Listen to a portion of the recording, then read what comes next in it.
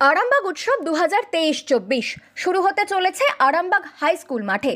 শুরুর আগেই এই মেলাকে কেন্দ্র করে শুরু হয়েছে তৃণমূল বিজেপি তরজা। এবার উৎসব কমিটিতে পৌরসভার বিরোধী দলের বিজেপি কাউন্সিলর বিশ্বজিৎ ঘোষ বৃহস্পতিবার সকালে আরামবাগ মহকুমা শাসকের কার্যালয়ের সামনে অবস্থান বিক্ষোভ করেন এবং ধর্নায় বসেন। কাউন্সিলর বিশ্বজিৎ ঘোষের অভিযোগ, তাকে উৎসব কমিটিতে রাখা হয়নি, এমনকি উৎসব কমিটির লিফলেটেও নাম নেই তার। কেন তার নাম বাদ দেওয়া হলো সে নিয়ে মহকুমা শাসকের দ্বারস্থ হয়েছেন তিনি। আজকে মহকুমা শাসককে আমি সামনে আমরা পার্টির অসুবিধা করি সবাই আমি আরামবাগ পৌরসভা এইচডিও ম্যাডামের এই দপ্তরে মহকুমা শাসক দপ্তরে আমি আজকে ধর্ণা দিচ্ছি। আমাদের আরামবাগ পৌরসভার আপনারা জানেন একটা বড় উৎসব হয় আরামবাগ উৎসব।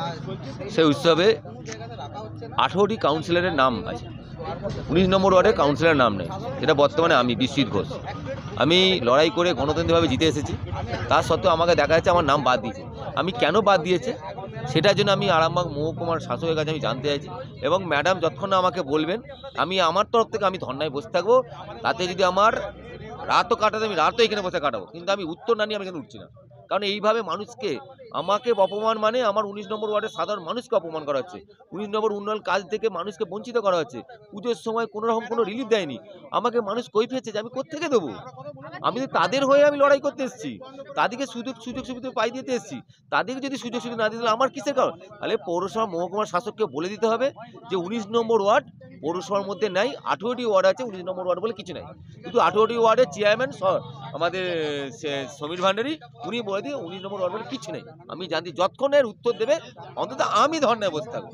কে থাকুন না থাকুন দরকার নেই, আমি থাকবো। কারণ ওয়ার্ডের মানুষ একটাই কাউন্সিলর আমাকে জয়লাভ করেছে। আমার পার্টির কর্মী সমস্ত আমার সঙ্গে দেবাশিস দা আছে, যে মন্ডলের পার্টির তরফ থেকে ছবি কুণ্ডু আছে, একাধিক কার্যকর্তা আছে। যতক্ষণ না রিপোর্ট নিয়ে ততক্ষণ আমরা উঠছি না।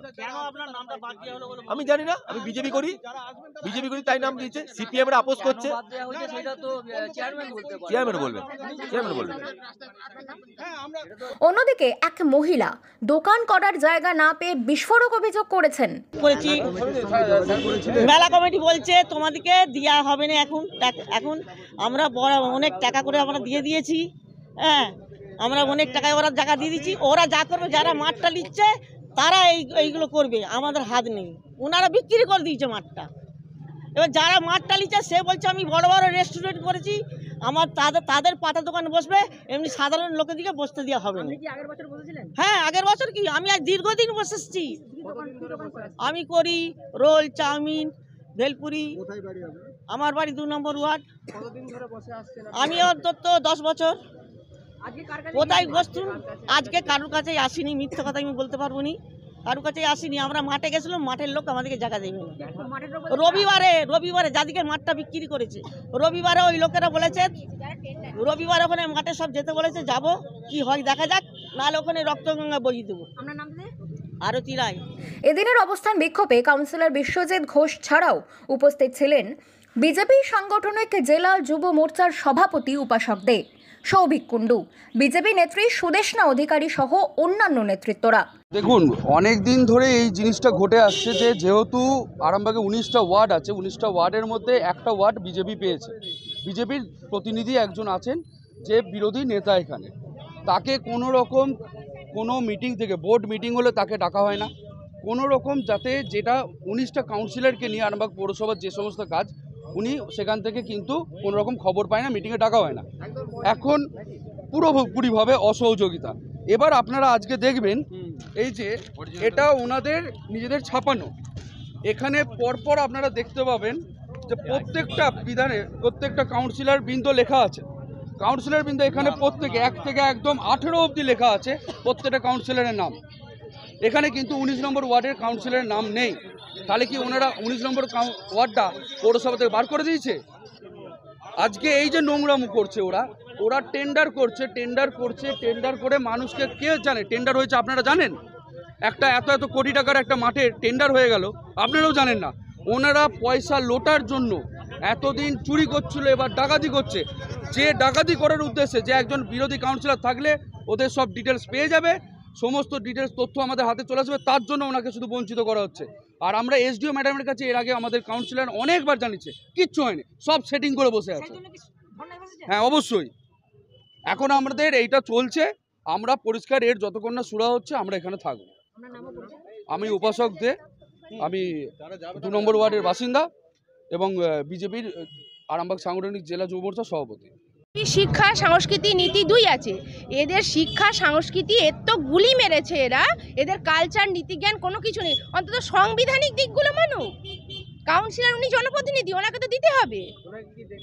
না, ওনাকে ডাকা হয়নি, তো তার উত্তর নিতে আজকে আমরা এসেছি। কেন ডাকা হয়নি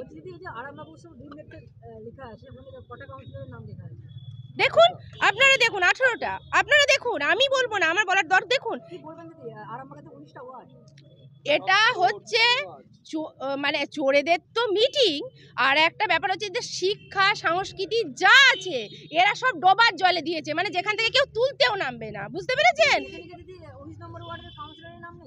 না, কেন নাম নেই সেটাই তো আমরা জানতে এসেছি। একদম, এছাড়া আর তো কোনো কারণ নেই। আমাদের বিজেপি তো আর এমপিদের টেনে টেনে রাস্তায় বার করে দিতে পারে না, কিন্তু এরা পারে। এটাই হচ্ছে এদের স্ট্র্যাটেজি। আমার নাম সুদেশনা অধিকারী, আমি বর্তমানে পৌরমণ্ডল অফিস সেক্রেটারি আছি।